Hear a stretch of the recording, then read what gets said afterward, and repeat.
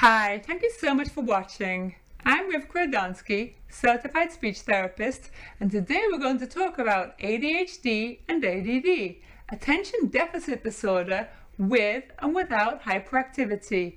Specifically, we're going to discuss children who hyperfocus. My aim in this video and in the next two that follow are to share some insight into the subtleties of ADD and offer some skills that will help you, the parent, and your child's teachers to A, recognize and understand what is going on in your child's inner world, and B, to empower you to get the support your child may really need. Let's get into it. What does hyperfocus look like? How does it feel? And how can a loving, concerned parent or teacher know when the child's hyperfocus is negatively impacting their development? Children who climb the walls, make messes, start fights, and break things get noticed. Children who hyperfocus on themselves and their own inner experience typically behave loudly, often interrupt, tend to butt into games they're not part of, or have trouble waiting for their turn, and they too get noticed. These behaviors are also likely to result in a diagnosis of ADHD. But many children with ADD without the age for hyperactivity don't get noticed at all. They might keep themselves perfectly content and amused all afternoon, with cranes and a coloring book, building extravagant Lego structures, or rearranging their Playmobil figures. Instead of jumping from one thing to the next in a storm of noise and action, their minds hyper-focus on one thing and shut out all distractions. ADD stands for Attention Deficit Disorder, but in so many cases it really should be renamed AAD, Attention Abundance Disorder. Too much concentration can be as disabling as too little.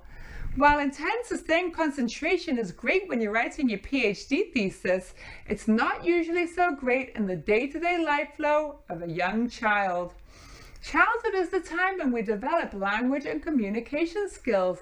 Imagine a child who is so locked in their own world that they completely bypass the flow of communication around them. They just miss it. While it's true that playing alone can promote strong independence, aid to developing imagination, and very often a sense of calm and well-being, it can become problematic when a child takes a sharper turn inward and shuts himself off altogether from others for hours on end.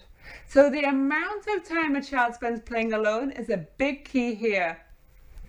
As a parent myself, I can attest to it being really tempting to overlook my child's overabsorption because, hey, it's so peaceful and my child's so happy.